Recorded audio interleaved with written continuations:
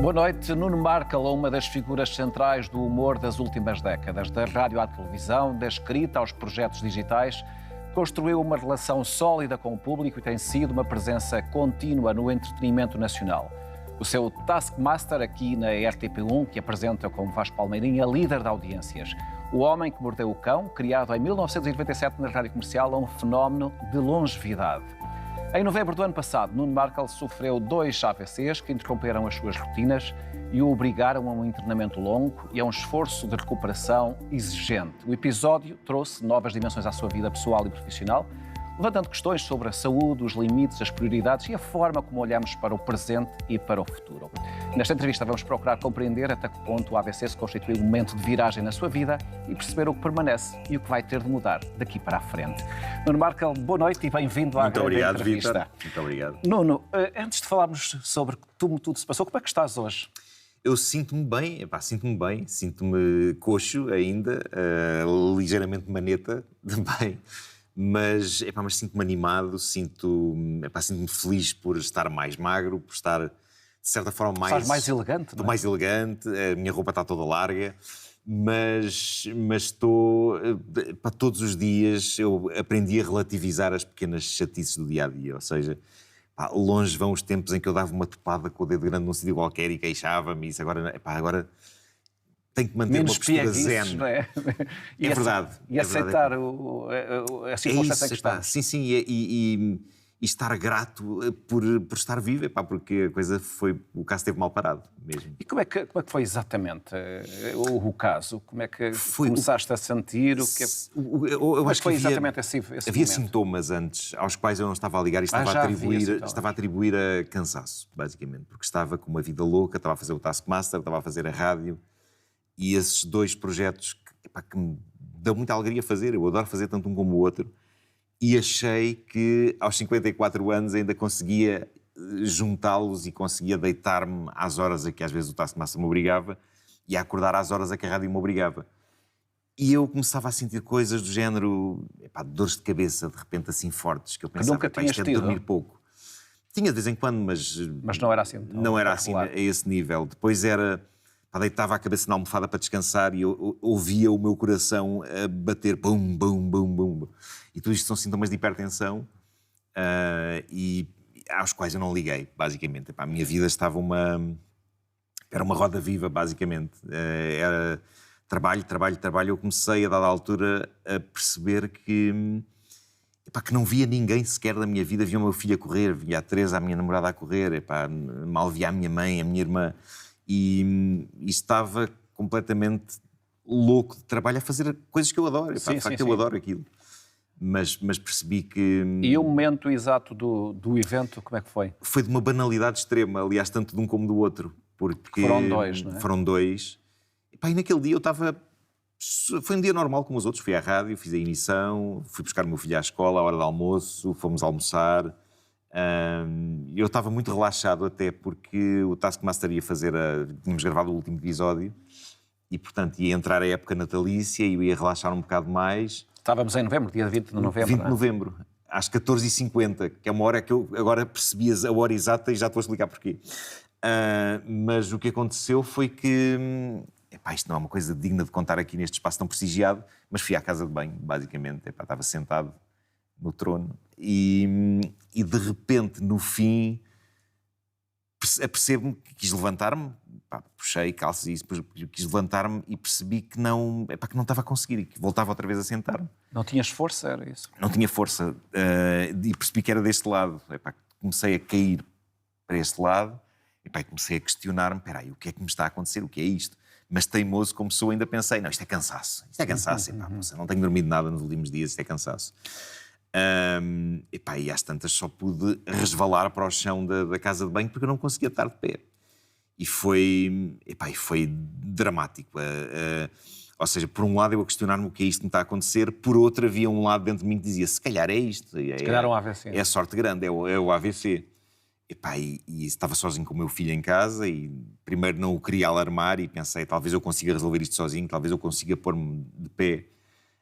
Mas a da altura foi impossível e tive que o chamar E tinhas também dores? Ou... Nada, zero dores. Portanto, era só mesmo falta de força. Era só... Agora, como se todo este meu lado tivesse desaparecido. Dormente, como se estivesse dormente. Nem era dormente, era mais estranho do que isso. sentia. Era uma espécie quase de inexistência, era um peso morto. Ou seja, eu lembro quando tocava com esta perna nesta, parecia que era de outra pessoa. Parecia que era de outra pessoa. E tinhas noção de que isso podia ser um AVC, não é? Porque... Tinha, não queria logo admitir e chamei o meu filho, epá, e ele com uma frieza, um sangue frio tremendo, disse, eu acho que é melhor ligar para as urgências. E eu, será? Epá, isto lhe é cansaço. E ele, não, eu vou ligar. Epá, ele foi tão crescido naquele momento, foi incrível. E ligou, e felizmente os bombeiros da parede são ao pé da minha casa, epá, e foram incríveis. E identificaram logo a questão? Sim, epá, nunca me esqueço do nome do bombeiro, o Vítor Uga, quem eu mando um abraço. Nome do escritor? Exato. E ele foi era super bem disposto, ele disse-me com uma grande calma, me deu uma atenção, teve a ver os sintomas e disse, eu acho que não preciso lhe dizer o que é que lhe aconteceu, não é? E eu disse, pois não, acho que não. Oh, Nuno, e naquele momento tu tinhas noção da gravidade de que é um AVC? Tinhas isso passou pela cabeça? Ou era uma coisa ligeira? Tinha, mas por outro lado, como não sentia dor, eu acho que isso me afastou um bocado de pensar que estaria em risco de vida. Eu só me apercebi mais tarde da gravidade da coisa. Portanto, fui metido na ambulância, o Vítor Hugo, já contei esta história várias vezes, mas é muito engraçado, os meus vizinhos estavam muito alarmados e o Vítor Hugo, com um grande sentido de humor, disse, calma, é só uma dor de dentes. E meteu-me na ambulância, e durante todo o caminho ele veio a conversar comigo e eu a conversar com ele. Percebi que era importante eu não adormecer, porque podia ir-me e estava a ficar com sono. Deu-me um sono súbito. Eu acho que sim, mas há uma parte desta história que teve que ser reconstruída depois, que foi muito confusa. Mas fui para o Hospital de Cascais, e no Hospital de Cascais, quem se apercebeu primeiro foi a primeira pessoa que chegou lá, que foi a Teresa, a minha namorada, e estava muito angustiada e não sabia de mim, e explicou quem era, e há um médico, uma enfermeira, ela diz que não sabe bem, que lhe disse, olha, ele está na reanimação e nós estamos a fazer o possível para o salvar, mas ele está em perigo de vida neste momento. Eu só soube disto depois. Essa informação nunca te foi dada. As imagens que eu tenho na cabeça do Hospital de Cascais são um caos. Parece um episódio do DAPIT, ou do Serviço de Urgência. Uma loucura de pessoas à minha volta e uma médica a dizer-me siga o meu dedo. E a Teresa depois teve-me a dizer que, e isso eu lembro-me dela estar ao meu lado e da médica dizer olhe para a sua namorada, tenta olhar para a sua namorada e a pedirem para ela estar deste lado, e os meus olhos não andavam para aquele lado ainda. E foi tudo muito surreal mesmo, foi uma experiência muito surreal. E tens... tu recordas do que pensaste naquela altura? Porque, na verdade, podem passar muitas coisas pela cabeça, não é? Estavam a passar imensas coisas. Eu acho, olha, uma das coisas mais surreais em que eu pensei, e para se ver como o humor está em todo lado, foi, será que tenho umas boas cuecas? E será que tenho as unhas dos pés cortadas? Que é aquelas coisas que as avós ou as mães se preocupam muito, não é? Claro. E então, estou apresentável. Essa era uma das minhas angústias. E depois a outra era, obviamente, o que é que me está a acontecer? E será que eu vou sair vivo disto? E o que é que eu faço? Eu não fiz testamento, eu não fiz... O que é isto que está a acontecer? Mas essas coisas todas ficaram a passar pela cabeça? Tipo, passaram em flashes. Foi muito... Sim, foi muito estranho. Mas ao mesmo tempo, como as pessoas todas falavam comigo e tentavam manter a calma e tentavam ter conversas normais, ajudaram-me também. Eu só encontrei profissionais incríveis, quer no Serviço Nacional de Saúde, quer no privado. O que é fantástico, porque na verdade nós sempre falamos sobretudo do SNS, é sempre aquela coisa do que corre mal, mas todos os dias muitas coisas correm bem no Serviço Nacional de Saúde, não é? E no privado também, não é? Sim. E devo dizer, e há sempre alguém que diz nestas alturas, isso foi porque foste tu. E não, eu vi-os a tratar de outras pessoas maravilhosamente. Foi incrível, o pessoal do Egas Muniz, do Hospital de Cascais, do São Francisco Xavier, que foi as paragenzinhas todas que eu fiz. Aquele momento com o teu filho é um momento que vai ficar para ti? Vai, e até há pouco tempo eu não conseguia falar desse momento sem te comover. Explodir em lágrimas. Porque o filho é um filho, não é? Sim. E sobretudo é aquele momento em que ele me diz, primeiro ele perguntou-me, estás com sono? E eu, por acaso, está-me a dar um sono incrível, eu estava-me a ir abaixo. E ele, não durmas. Ele diz que nem sabe bem porque é que disse aquilo, ficou a ideia que tinha visto num filme ou numa série, alguém dizer isso.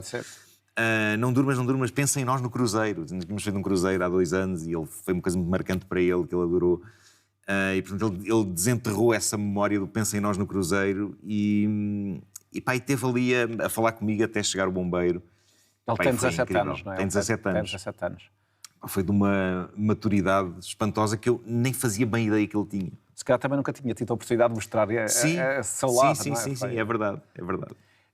Depois, Nuno, para além deste primeiro AVC, tens um segundo. Sim. Isso é Também super discreto e silencioso. E foi onde? Ainda em Cascais? Ou foi Não, uns foi no dias Egas depois? Muniz. No Egas Muniz. Foi no Epá, Egas Muniz. estava estabilizado no Egas Muniz.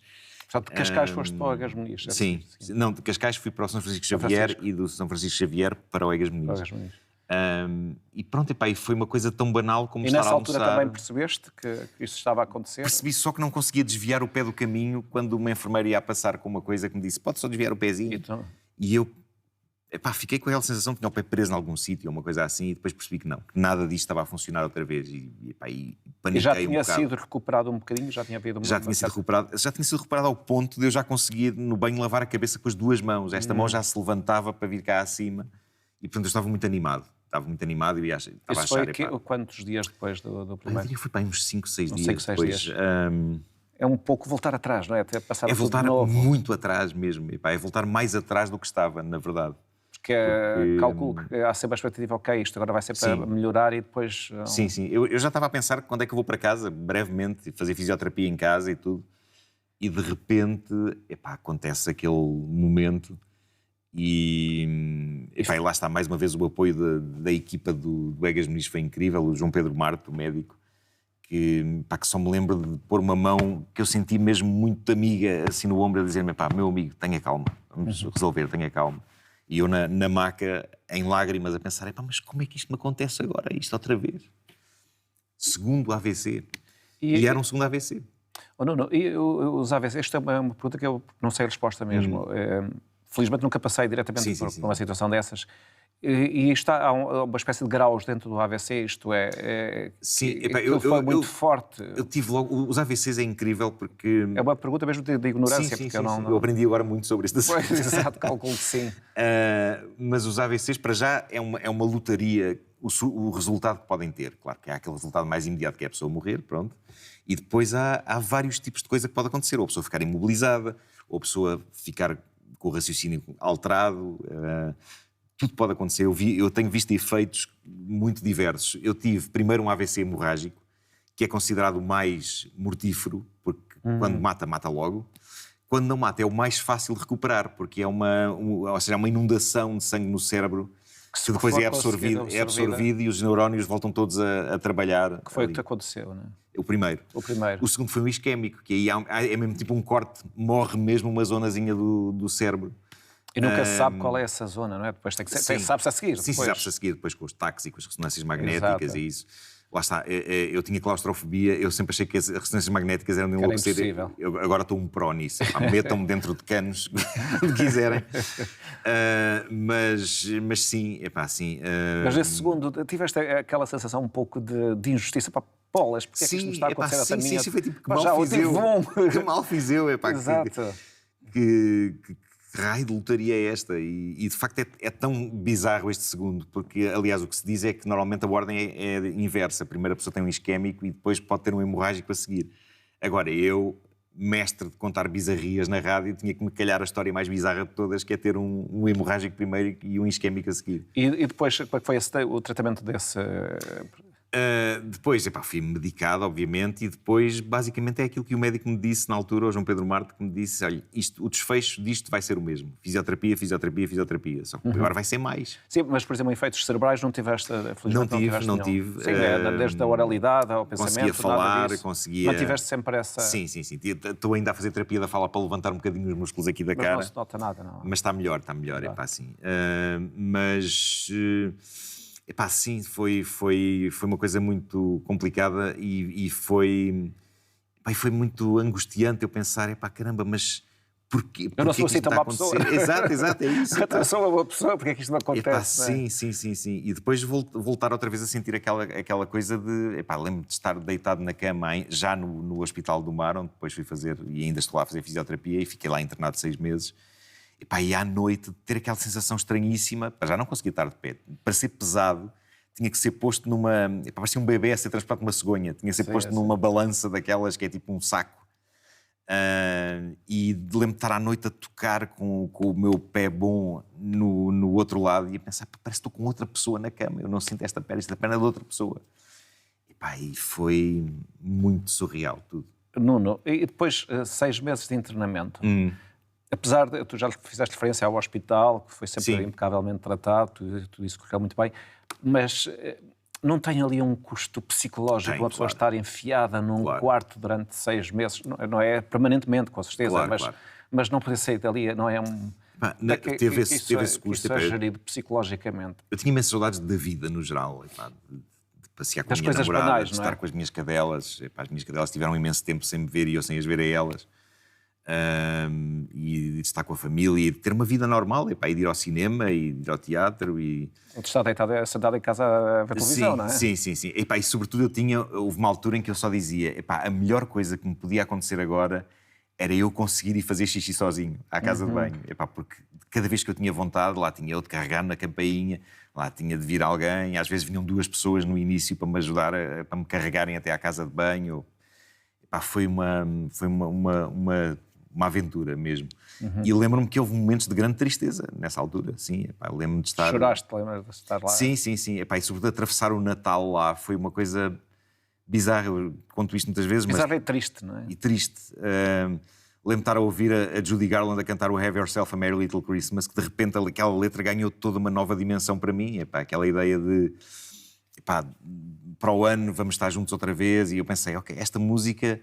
é tipo um farolzinho de esperança que eu preciso de ouvir neste momento, e até lá vamos arrastar-nos até lá chegarmos. E nessa altura tu tinhas noção do tempo que iria eventualmente ser necessário? Portanto, estava preparado para tudo. Estavas preparado para tudo. Toda a gente me disse, isto não vai ser fácil, isto é uma maratona, não é uma corridinha. Isto vai ser uma coisa... Já sabias que aquilo podia ser meses, não é? Sim, claro, não tinha dúvidas disso. E depois fui falando com amigos que tinham amigos a quem isto aconteceu, alguns tinham recuperado passado 1 ano, outros passados 2 anos, e portanto eu estou preparado para... E alguns ficam com sequelas para a vida, pronto, eu estou preparado para isso tudo. Eu já estou, sim, isso já está interiorizado. Já fiz o luto do meu eu anterior, já consegui fazer, mas foi duro, foi duro, sei lá, combater... eu queria ver o Taskmaster, estava gravado, queria ver o Taskmaster de fim de ano. Estava a dar naquela altura. Sim. Quando olhavas para ti... Comecei a ver alguns episódios e começou-me a fazer impressão, apesar de estar muito orgulhoso de que fizemos e está muito giro, mas o ver-me a correr e às voltas e a dançar e a saltar, eu pensei, fogo, caramba, já não sou isto. E isso era muito duro mesmo. E portanto eu a dada altura pensei, isto começa a ser masoquismo, porque por um lado quero ver como é que aquilo ficou, por outro lado estou-me a ver dias antes disto ter acontecido. E numa situação que a partir deste momento poderá não ser igual, não é? Sim. Claro que a partir de agora tenho que gerir tudo muito, muito melhor na minha vida, sem dúvida. Depois começa esse percurso de recuperação, os exercícios são muito exigentes. Os exercícios vão sendo progressivamente mais e mais exigentes. Como é que é, exatamente? Isto foi eu tenho várias disciplinas, por assim dizer. Tenho fisioterapia, pronto, que é braços, pernas, tudo. Depois tenho terapia da fala para exercitar aqui, levantar aqui ao máximo. E já só tenho 2 vezes por semana, já tive todos os dias. E depois tenho a terapia ocupacional, que é mais centrada na mão e no braço. E, portanto, à medida que eu vou ficando mais ágil e à medida que vou fazendo progressos, nem que seja mini progressos, os exercícios vão aumentando, obviamente, de dificuldade. Sim. Calculo que, sobretudo no início, fossem dolorosos ou não, ou nem por isso. Às vezes é um bocado doloroso porque... Tem que se insistir, levar ao limite, sim. Não é? Verdade. E lembro-me que aconteceu depois aquela chatice que foi ter dado uma queda em casa, que é uma coisa muito comum que acontece quando estou para casa, claro. E em que fraturei o ombro, felizmente já está resolvido, e fraturar ombros é a pior coisa que pode acontecer numa altura em que tem que se trabalhar muito este braço. Porque regrida. Claro, tive que controlar mais os exercícios. E essa queda deriva do facto de não estares ainda totalmente seguro, não é? A queda foi muito ridícula também, porque fui ao caixote de lixo deitar uma coisa e saí lá dentro de uma barata deste tamanho. Foste atrás dela? Não, fui a fugir dela. Eu tenho um problema com baratas. Então dei tipo uma volta estranha sobre mim próprio E tombei para cima deste braço. Que é o braço ainda por cima que estava sim, em recuperação. Sim. Mas ainda bem que foi para cima deste. Imagina que era ficar com os dois. Era o problema. Nesse tempo em que estás 6 meses no hospital, porque de facto 6 meses é muito tempo, é importante, por exemplo, receber visitas, ter muito pessoas lá muito, contigo a fazer companhia. E felizmente tive sempre visitas. Houve uma altura em que eu tive de dizer para virem menos. Porque às tantas, eu ficava super feliz, mas super cansado no fim também. Mas era uma alegria. É bom, porque às vezes as pessoas que vão visitar não têm a certeza que a pessoa queira ser vista, ou queira estar, ou pode estar a incomodar, ou pode estar a cansar. Verdade. Aconteceu algumas vezes. Há sempre essas situações. Mas para ti era relevante ter lá a companhia. Sabia-me bem ver as pessoas. Era ali um sopro de normalidade. Eu lembro-me do Ricardo Araújo Pereira ter ido lá e do Ricardo, isto disse a nossa agente comum, a Anabela, e nossa amiga, também foi muito importante em todo este processo. O Ricardo foi lá com a Anabela e a Anabela teve-me a dizer, ele todo o caminho foi super preocupado porque ele não fazia ideia como é que te ia encontrar e estava muito receoso da maneira como te ia encontrar. E eu lembro da alegria do Ricardo dizer, ainda bem que estás assim, ainda bem. E de ficar emocionado. E foi ótimo, porque de repente estivemos ali, eu e ele e a Anabela, de repente estávamos só a dizer piadas parvas, super infantis, como sempre. Ela parece nossa mãe. E soube-me tão bem esse tipo de coisas. Mas houve mais casos assim. O Cândido Costa foi hilariante a visita dele e foi emocionante ao mesmo tempo. O Toy. Todos os participantes do Taskmaster. Sim. Aconteceu as mais diversas pessoas. Foi maravilhoso. Aconteciam depois coisas engraçadas. Contei já contei noutras ocasiões a história da Catarina Furtado, que foi lá. Eu conheço a Catarina há 30 anos. Há mais, há quase 40. Para aí na quase rádio, 40. Começámos conhecemos em 91. E dela estar a fazer aquela conversa querida dela, e de eu estar muito contente por ela lá estar. E eu a sentir, os meus intestinos, eu tinha tomado um laxante. Tudo isto fica preso também por causa do AVC. E ter-lhe dizer, Catarina, olha, a gente conhece há muitos anos, mas de facto eu agora preciso que vais chamar alguém, porque vai acontecer. E ela ir a correr ao corredor buscar pessoas para me ajudarem. Aconteceram coisas muito engraçadas. A Bárbara Tinoco foi lá, houve uma auxiliar que achou que era a minha filha, é a sua filha. E eu, não. Mas isso é importante, porque dá ânimo, não é? Dá. Eu adorava receber visitas. Ficava cansado e percebia, até a própria médica dizia, tenha calma, eu sei que gosta de receber visitas, mas as emoções positivas também podem ser tão tramadas como as negativas. Ela dizia-me sempre, afaste-se das redes sociais. Em que sentido? É que pode provocar... Aquela adrenalina e entusiasmo constante de estímulo é mau quando é mau. Eu lembro-me que continuava a ir ao Instagram, continuava a irritar-me com certas situações e com certas coisas que lia. E a médica, a Maria João, que é incrível, só me dizia, mas afaste-se da internet, não precisa nada disso. E tenho cuidado também com as emoções muito positivas, porque isso também pode... Nesta fase delicada pode ser também demasiado estímulo. Há muita coisa que se aprende, não é? Há muita coisa que se aprende. Muita coisa mesmo. Nuno, nesse estado de vulnerabilidade em que é preciso chamar alguém para nos ajudar a fazer as coisas mais básicas, em algum momento sentiste alguma, não sei qual é a palavra melhor para se dizer, não é humilhação, mas é uma sensação de no início. Estou aqui tão frágil, estou aqui tão vulnerável. No início, porque uma pessoa depende de tudo para tudo, não é? Claro. Depende de outras pessoas. De me despir em frente a pessoas para me darem banho, basicamente. Era uma coisa que me custou no início, mas depois com a relação quase de família que se cria com aquelas pessoas que vemos todos os dias e aqueles profissionais incríveis lá do Hospital do Mar, de repente já é só mais um dia. E de repente já estou todo é uma coisa que também nós nos habituamos a isso e passa a ser... Uma pessoa desdramatiza. Porque se vamos dramatizar aquela situação até ao fim dos tempos, vamos enlouquecer. Ficamos loucos, não é? Portanto, eu às tantas estava na boa. Sim, claro, todo nu, vamos a isso. Mais alguém me quer ver nu? Okay. Sim. E foi boa a relação com os médicos, com os auxiliares? Foi perfeita. Não há ninguém... E aí não podes dizer que foi porque sou eu. Não, porque eu via também...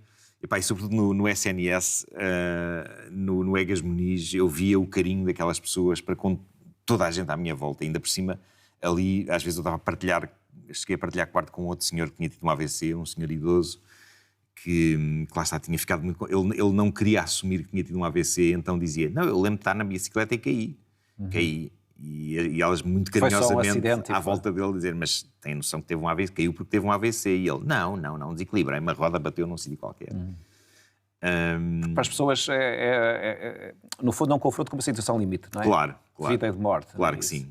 E é difícil assumir. Nessa progressão, tu fazias do género, a minha meta amanhã é mexer o dedo, amanhã é abrir a mão a mais, amanhã... Tinha um bocado isso. Essa eu às vezes, não? Ou ias andando? Ia andando, na verdade. Mas às vezes, sozinho no quarto, e houve momentos de grande alegria, que era tipo, será que eu já consigo mexer alguma coisa deste braço? E de repente eu começo a levantá-lo. E era uma alegria. E fiquei tão feliz. Lembro de filmar e mandar aquilo por WhatsApp para todos os meus amigos e família e tudo. Estou a mexer o braço. Exato.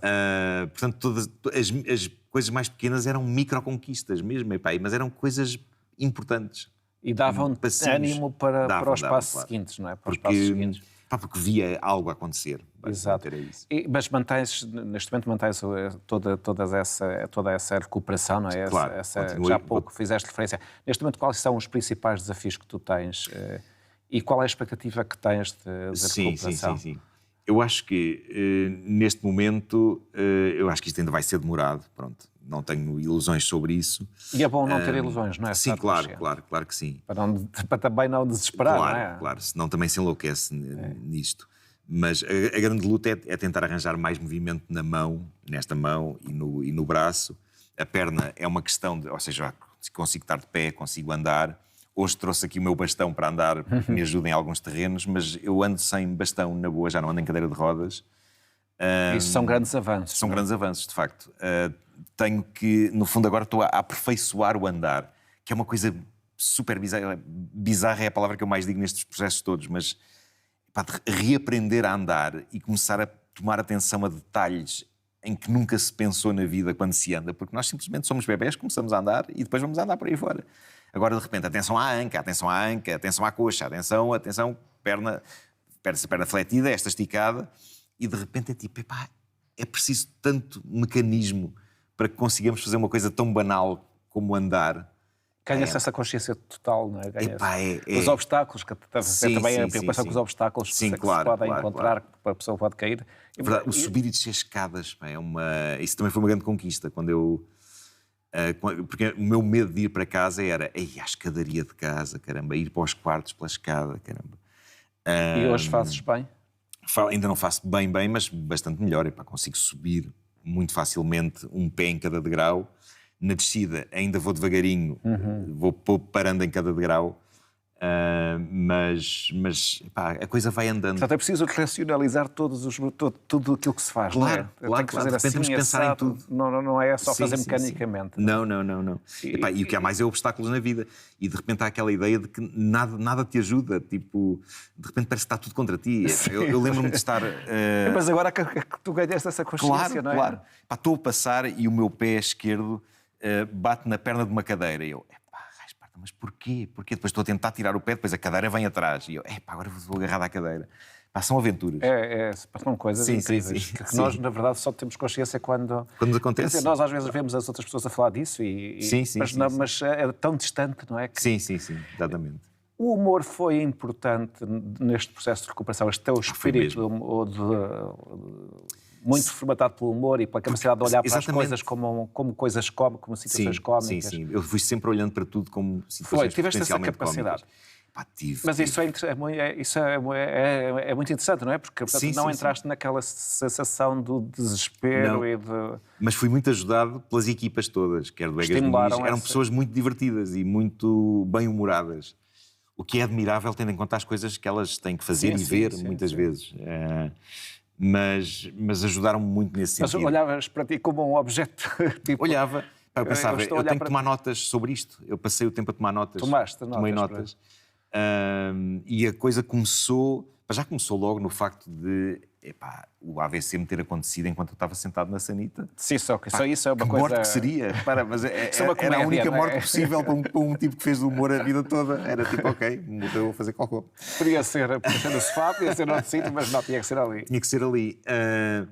Mas depois fui colecionando pequenos detalhes. E foste anotando? Fui anotando. E houve logo um no início que me fez pensar, ok, isto é uma mina de comédia, apesar do lado trágico. Que foi o célebre momento em que há uma auxiliar ainda do Egas Muniz que me vem ajudar a urinar e toda a logística, ela vem com um urinol de plástico e mete aqui por baixo, e então é ela que tem que segurar e pôr, e eu estou ali muito embaraçada, a pensar, meu Deus, ao que eu cheguei. E há um silêncio desconfortável e ela diz-me só, queria só dizer-lhe que eu gosto muito do seu trabalho. e eu só dizia, eu peço imensa desculpa de nos estarmos a conhecer assim. Nestas circunstâncias. Sim, ao som da urina.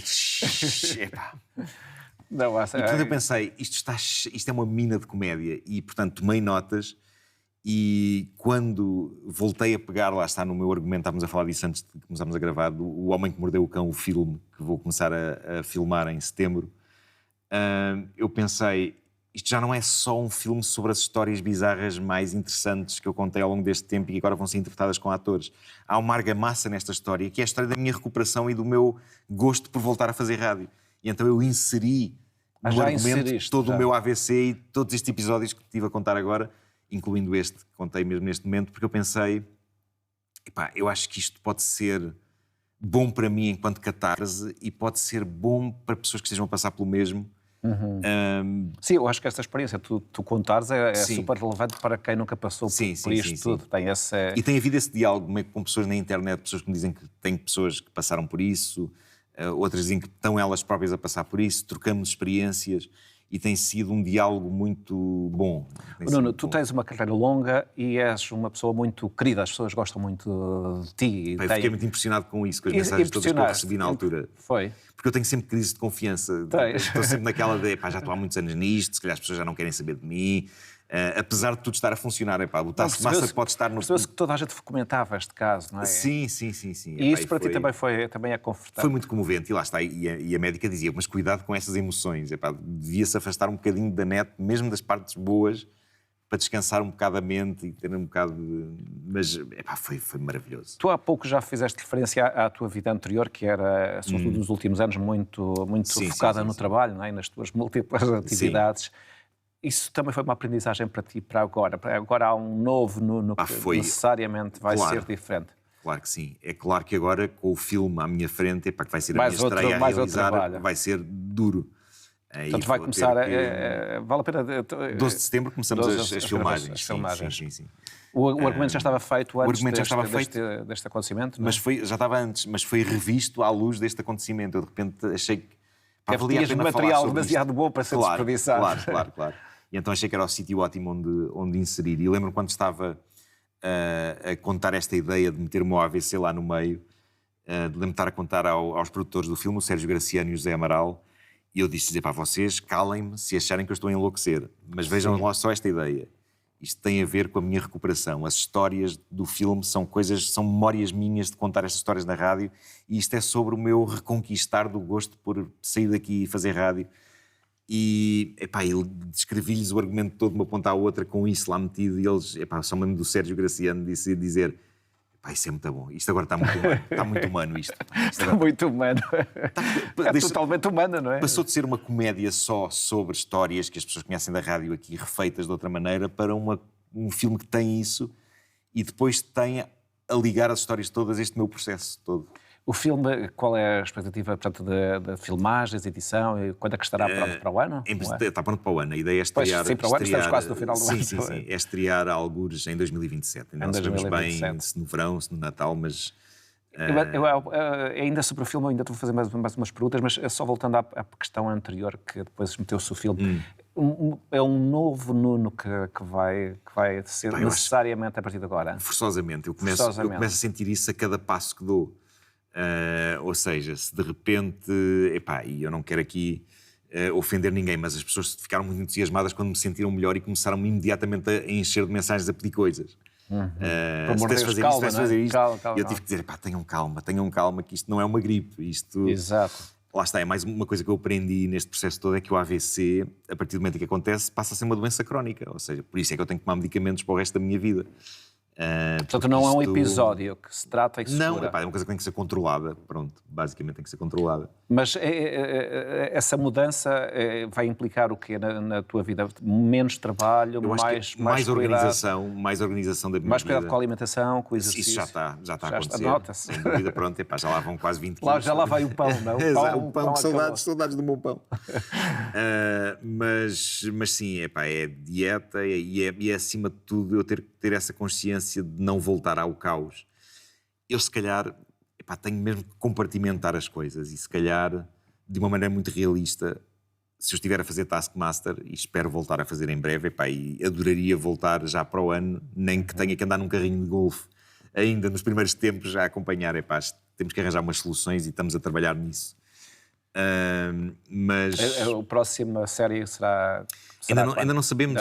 Vamos ter uma reunião em breve para traçar estratégias, ver o que é que eu posso fazer, como é que a coisa tem que ser reformatada de alguma forma à conta disto, mas estamos todos cheios de vontade de voltar a fazer aquilo. Sim, e psicologicamente e na relação com as coisas, com a vida, há outras mudanças que também terás que fazer. Claro, claro que sim. Mas lá está, cada mini vitória. Este fim de semana estive a fazer Lego. Eu tinha lá Legos fechados. Relaxa-me imenso. E eu tinha lá umas caixas de Lego e eu tinha medo de mexer nas caixas e pensar, e se eu não consigo, a desilusão que vai ser. Ganhei coragem este fim de semana, estive ali tic, só com uma mão. Foi ótimo. Sobre o filme, portanto, estrear, em princípio ficará pronto, portanto as filmagens são agora e depois ficará... Pois é a parte da pós-produção. É o primeiro filme, não é o primeiro filme a minha primeira realização, sim. Exato, mas... Em realização é o primeiro. A minha ideia inicial até era... Este fascínio da realização também é um fascínio que tu tens.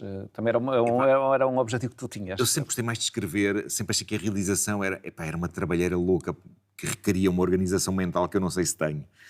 Mas a verdade, e isto disseram vários amigos, e o Filipe Melo e o Bruno Nogueira foram dois dos mais entusiastas a lidar comigo neste processo. Eles diziam-me, tu não podes entregar isto a ninguém. O Homem que Mordeu o Cão é uma coisa tão tua que tem que ser tu a realizar. Só tu é que tens a visão exata de como queres as coisas. E eu pensei, se calhar é verdade. E mandei-me. E como é que tu explicas que o Homem que Mordeu o Cão, o primeiro Homem que Mordeu o Cão foi em 97, foi em não é? outubro de 97. Portanto, o cão e o homem já passaram algum tempo, já tem alguma... Sim. Como é que isto se mantém? Porque, na verdade, no humor, normalmente, há modas, há momentos que aquilo é interessante, mas depois deixa de ser, mas este mantém-se. Mantém-se. Houve momentos em que a coisa, eu senti que a coisa esmorecia, depois subia outra vez, depois esmorecia, agora está outra vez em alta. É muito difícil, mas por um lado é fácil de perceber. Eu acho que O Homem que Mordeu o Cão é daquelas coisas que pode durar uma vida inteira, porque é muito sobre coisas bizarras que acontecem a pessoas normais. E eu acho que há um lado muito fresco, contínuo nesse aspecto. Portanto, vai sendo atualizado. Eu sou sempre surpreendido pelas histórias que encontro de coisas que aconteceram a pessoas. E eu acho que enquanto eu conseguir contá-las com alguma frescura também para as pessoas, a coisa irá sempre funcionar, porque eu acho que as pessoas têm sempre curiosidade, porque pensam, e se isto me acontecesse a mim? Se esta coisa tão Mas estranha... provavelmente não são as mesmas pessoas que ouvem, não é? Já há várias gerações. Já várias gerações ouviram é incrível. as histórias. A coisa mais estranha, às vezes, estou a dar sessões de autógrafos nos livros do Homem que Mordeu o Cão, e de repente aparece um tipo com barba e filhos a dizer, eu ouvia o Homem que Mordeu o Cão a caminho da escola primária. E eu arranjo uma parte também. E agora já está a levar os filhos à escola primária. Sim. E o regresso à rádio? A rádio também é um fascínio teu, não é? Sim. A rádio, a televisão, a escrita, tu tens vários instrumentos, não é? Eu estava muito sedento pelo regresso à rádio e queria muito, e portanto, primeiro comecei por fazer umas entradas da cama do hospital por telefone. E a dada altura eu sentia, se calhar agora já consigo fazer isto, já consigo fazer esta rotina de escrever as histórias, e deu-me uma alegria muito grande voltar a essa rotina. Percebi que tenho algumas dificuldades acrescidas, ou seja, eu sempre fui muito rápido a escrever com as duas mãos e agora com uma mão é estranho como que se torna tão cansativo estar que eu chego ao fim, parece que demora o dobro do tempo. E eu sempre fui muito rápido porque fui pensando, eu escrevia à velocidade do pensamento quase, E agora o meu pensamento tem que estar sempre para a arranca também. Porque é muito mais lenta. É isso. Epá, mas continuo com ótimas ajudas. A Teresa, a minha namorada, faz uma recolha planeta de coisas bizarras que possam ser giras de eu contar. E ela já sabe exatamente aquilo que eu gosto. E pronto, e depois eu estou ali a escrever e depois apresento-as no dia seguinte. E dá-me muito gozo, sem dúvida. Portanto, agora estás na rádio, neste novo regime, e depois tens o filme, o Taskmaster a seguir, é essa a tua vida? Está assim... É um bocado isso, sim. Mais ou menos organizada e cada coisa de sua vez? Claro. Se calhar lá está, aquilo que eu aprendi é que enquanto estiver a fazer Taskmaster, se calhar tenho que fazer uma pausa na rádio, e vice-versa. O acumular das coisas é que... Acumula problemas, não é? Para o corpo. Muito complicado. É desafiante para o corpo. Ainda durante aquele tempo, houve algum momento em que houve alguém que foi ter contigo ao hospital e contar uma piada e tu, por amor de Deus, não quero piada. Toda a gente vinha bem disposta. Toda a gente me fazia... Olha, agora caiu o telefone. Pronto. Toda a gente me fazia rir imenso. Eu acho que uma das pessoas que me fez rir mais foi o Cândido Costa, de facto, quando foi. Porque para já teve um momento muito lamechas. No bom sentido, ele comoveu-se muito lá com as enfermeiras e disse: vocês dão bem conta deste nome, que este nome é preciso. E depois levou-me até à fisioterapia na cadeira de rodas. Parecia que estávamos numa prova do Taskmaster. E ele é muito cómico, faz-me rir muito. E não houve nenhum momento em que tu estavas tão mais em baixo e que disseste: agora não quero piada, já chega. Lembro-me de ficar cansado depois das visitas, mas feliz. Ainda bem que eu tenho estas pessoas na minha vida. E para além disso, depois nos momentos em que ficava sozinho, o que é que fazias? Vias televisão? Eu nunca me aborrecia, na verdade. À noite tinha os meus momentos mais contemplativos de tristeza e pensar de mágoa, sobre a vida. Mas de resto, voltei a ler, fiquei um devorador de livros, como já não era há anos. Pus-me a ler os clássicos todos que nunca tinha lido. Avancei logo à bruta pelo Crime e Castigo, pelo Dostoiévski adentro, e delirei, e pronto, e depois fui reler coisas que tinha lido em miúdo, como o Tom Sawyer e o Huckleberry Finn, e fui relê-las enquanto adulto, e de repente o olhar é completamente diferente sobre aquelas histórias. E, portanto, ler era uma das coisas. Que no dia-a-dia, às vezes não há tempo. Não há tempo, exatamente, não tinha tempo para nada. E ia vendo filmes, ia vendo séries, e visitas, fisioterapia, portanto... Então tinhas um dia muito ocupado. Era bastante... O tempo até passava rápido, de repente já era o outro dia, mas como é que isto avançou a esta velocidade? Ainda bem desse ponto de vista, não é? Não havia aquela sensação que eu estou ali. De estar há relativamente pouco tempo, eu lembro de estar no hospital a pensar: daqui até começar a rodagem do filme, ainda falta tanto, é só em setembro. Exato. É daqui a 3 semanas. Como é que passou tão rápido? E estás bastante animado para isso, não é? Estou muito feliz, a equipa é ótima, o elenco, os atores é comovente, eu ainda não posso revelar quem são, mas é dos melhores elencos de sempre de um filme. É muita gente, porque são muitas histórias, são muitas personagens. Aquilo será uma sucessão de pequenas histórias, sim. São para aí 8 ou 9 histórias lá dentro. E os atores estão muito empenhados nisto e muito felizes e estão a trabalhar o calendário deles para conseguirem mesmo fazer tudo. E é muito comovente ver isso. E, na verdade, esta tua história acaba por trazer uma outra dimensão, não é? Mais também emocional. Sim, verdade, faz parte também deste processo de recuperação, não é? Sim. Também provavelmente tem esse lado. Essas histórias são todas originais ou são histórias que já contaste? As histórias são histórias que eu sei que as pessoas adoraram quando eu as contei na rádio. Okay. E agora vão vê-las com super atores a interpretá-las.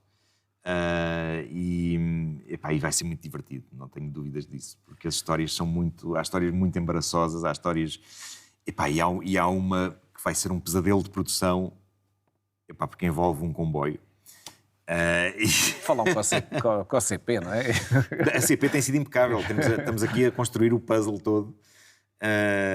Mas sobre, de facto, uma idosa que viaja pendurada fora de um comboio.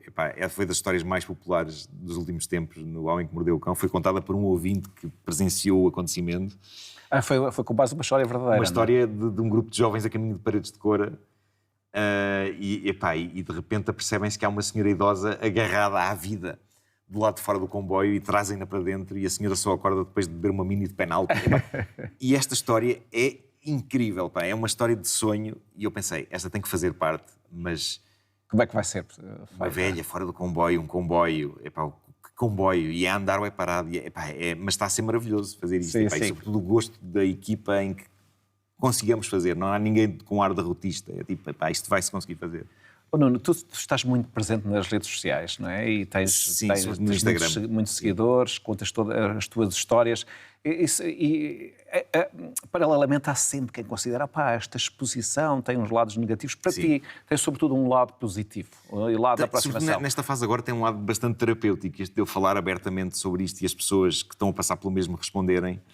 Acho que fazemos ali quase uma terapia uns aos outros. E esse lado é bom. E durante algum tempo eu achei também que não estava... havia muita especulação na imprensa sobre o meu estado e em fake news diversas. Lembro que... Houve histórias meio elaborantes. Houve um post no Facebook que dizia Nuno Marco morreu. Só isto. E tu viste depois, na altura ou foi mostrado depois? Mostraram-me depois, sim. Mas mesmo a imprensa, alguns jornais e revistas inventaram muita coisa. E no meio daquela onda toda de amor, custou-me bastante quando já eu estava no privado e já tinha a minha família prestes a passar o Natal numa sala que existe no Hospital do Mar. Conheces a sala do Mar, aquela sala grande que os pacientes podem trazer a família para lá. Eu já lá passei o Natal. Pronto, exatamente. E de repente houve um jornal que sugeriu algo maliciosamente a ideia de que eu seria um privilegiado no Egas Muniz ainda, quando eu já não estava no Egas Muniz. E a partir daí eu recebi ódio alucinante. E eu só pensava, mas porquê? Isto é insano o que está a acontecer.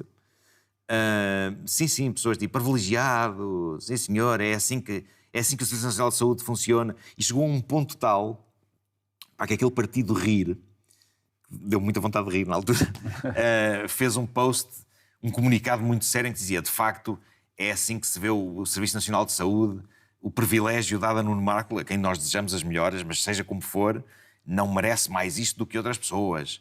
E eu, entretanto, já no Hospital do Mar a ler isto e prestes a ter a sala do Mar para fazer a minha consoada, como qualquer paciente lá pode fazer. Chateou-me bastante a injustiça desse momento. E várias pessoas me diziam, não ligues. Mas deixa-me... deixa, porque não era verdade. E era tão insultuoso. É maldade, não é? Sim. É o confronto claro. com a maldade. Nuno, temos cerca de 5 minutos para acabar a nossa conversa. O teu tipo de humor foi um humor que, digamos, que nunca suscitou aquelas reações muito negativas que agora há vários casos. Sim. Quer dizer, hoje em dia é fácil... Também na altura, em 97, também não havia tanta reação como é agora. Também é verdade. Também é verdade. Agora também isto está mais... Mas como é que tu vês isso? Esta digamos... tendência das pessoas reagirem com grande hostilidade e revolta, põem no tribunal. Sim. Como é que vês isso? Claro. Eu acho que lá está, o humor é aquele tipo de coisa que é quase uma dimensão paralela e acho que é muito difícil, até mesmo as histórias que eu conto já têm acontecido. Vai sempre alguém ficar ofendido com o humor. E eu começo por fazer humor às vezes sobre mim próprio, bastante cruel, ao ponto em que a minha mãe chega a dizer-me mas porquê é que vais dizer essas coisas sobre ti? Porque isso depois dá-me mais autoridade para falar sobre outros casos. Mas na verdade, também nós, quando ouvimos um humorista que falar sobre si próprio, nunca sabemos se aquilo é verdade. Sim. Não, mas eu acho meio ilusão. Mas eu acho que há sempre um lado de verdade. Estamos sempre a exorcizar fantasmas, de certa maneira. E portanto eu acho que de facto há este, falando do caso dos anjos, esse foi um caso do limite, não é? Sim, mas era tão fácil eles terem olhado para aquilo. Eu conheço-os e sei que são tipos porreiros e tudo, mas eles terem olhado para aquilo de uma outra maneira e terem alinhado na piada, possivelmente é a melhor maneira. Eu acho que o problema é que levamos-nos às vezes todos muito a sério. E se nos levássemos ligeiramente menos, a vida ia ser melhor e a saúde das pessoas ia ser melhor. Não havia despesas de tribunal tão grandes. Exatamente. Nem tanto tempo gasto com uma coisa dessas. E agora eu, depois desta experiência toda, ainda estou a relativizar mais tudo isto. Acho que às vezes as pessoas irritam-se com coisas que passam e que não são assim tão graves. E tu, pessoalmente, nunca tiveste assim uma situação dessas? Tirando a tua mãe zangada contigo? Sim. O mais próximo disso foi antes do Homem que Mordeu o Cão, quando trabalhava nas produções fictícias e escrevia textos para o Herman. E foi uma das pessoas, eu e o Nuno Artur Silva escrevemos o famoso texto da Última Ceia, que deu aquela polémica toda na altura. Eu era um jovem de 20 e tal anos. Epá, eu lembro de estar a Deve ter escrever sido aquilo com o Nuno Artur e um dos primeiros trabalhos que fizeste. foi assim, dos maiores quando Fogo. comecei a escrever para o Herman.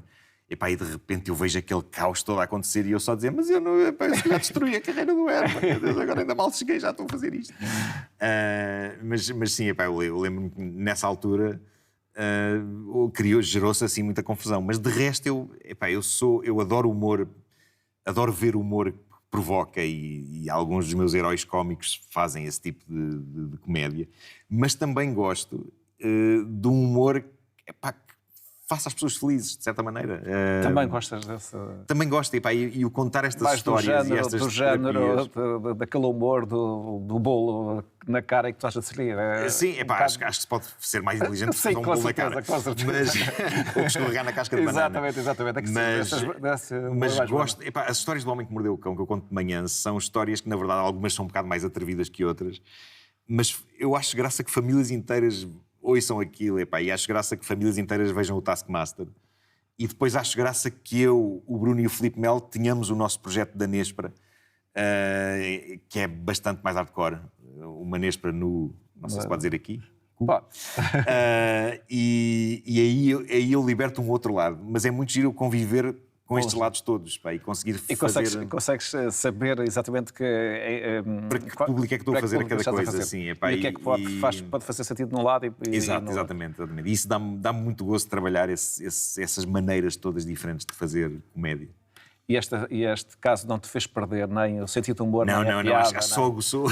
Sim, só e foi um manancial de histórias. Verdade. Nuno, muito obrigado. Olha, muito obrigado. Foi um prazer vir aqui. Obrigado. Gostei muito de falar contigo. As melhoras para o resto da recuperação. Muito obrigado.